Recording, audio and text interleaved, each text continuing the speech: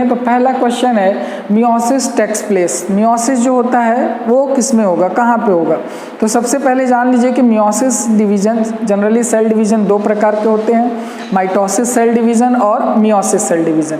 Meiosis में क्या होता है कि एक पेरेंट सेल से 4 डॉटर सेल का फॉर्मेशन होता है और जो क्रोमोसोम का नंबर होता है वो हाफ हो जाएगा। तो पूछ रहा है मियोसिस किस में होगा, हैप्लॉइड ऑर्गेनिज्म में होगा, डिप्लॉइड में होगा, दोनों में होगा या फिर दोनों में से किसी में नहीं होगा। तो सबसे पहले मियोसिस में क्या होता है कि क्रोमोसोम का नंबर हाफ हो जाता है। अगर पहले से ही हाफ होगा तो वो और भी कम हो जाएगा क्रोमोसोम नंबर, जिसके कारण ऑर्गेनिज्म सर्वाइव नहीं कर पाएगा।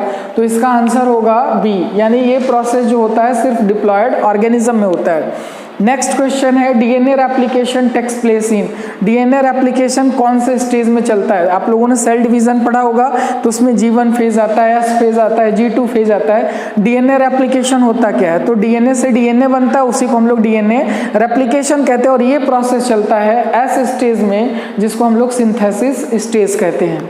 नेक्स्ट क्वेश्चन है in which of the following division chromosome number get reduced, यानी कौन सा ऐसा डिवीजन है जिसमें कि क्रोमोसोम नंबर जो होता है वो कम हो जाता है, रिड्यूस्ड हो जाता है। तो यहाँ पे ऑप्शन दिया है binary fission, mitotic division, reduction division और मियोसिस इंडोमाइटोसिस। तो इसमें आंसर हो जाएगा रिडक्शन डिवीजन और मियोसिस। रिडक्शन यानी रिड्यूस्ड होना, कम होना। मियोसिस में होता क्या है, क्रोमोसोम नंबर जो होता है वो पेरेंट की अपेक्षा डॉटर में हाफ हो जाता है, कम हो जाता है। तो इसीलिए यहाँ पे कहा जा रहा है कि कौन सा ऐसा डिवीजन होता है जिसमें क्रोमोसोम का नंबर रिड्यूस्ड हो जाता है।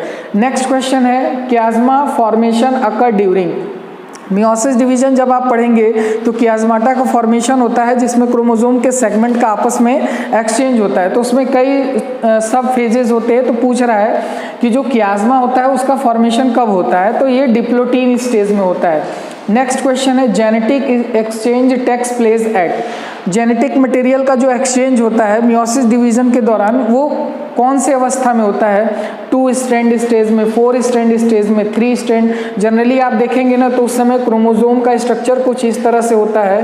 तो यहाँ पे हम लोग आंसर देंगे 4 स्ट्रैंड स्टेज में।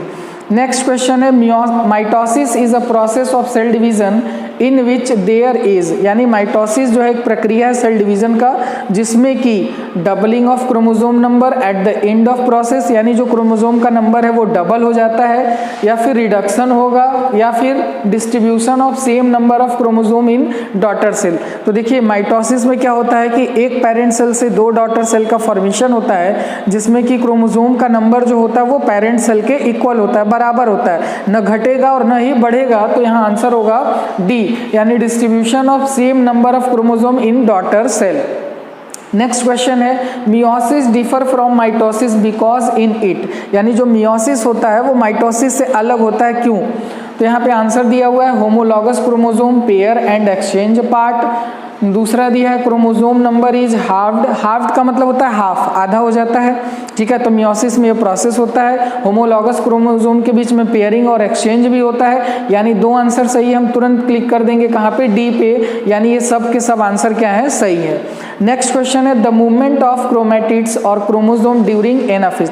देखिए जब सेल डिवीजन हम लोग पढ़ते हैं ना तो एनाफेज में क्या होता है कि जो क्रोमोसोम जो होते हैं वो 2 एंड की तरफ मूव करते हैं और इसके लिए रिस्पॉन्सिबल होता है स्पिंडल फाइबर। तो ये पूछ रहा है कि ये मूवमेंट एनाफेज के दौरान किसके द्वारा होता है, तो इसमें आंसर दिया हुआ है इंडिपेंडेंट ऑफ स्पिंडल फाइबर। तो ये तो होगा ही नहीं क्योंकि स्पिंडल फाइबर का बहुत बड़ा रोल होता है। Dependent on association of spindle fibre with centromere, इसका आंसर होगा बी, क्योंकि ये स्पिंडल फाइबर पे निर्भर करता है।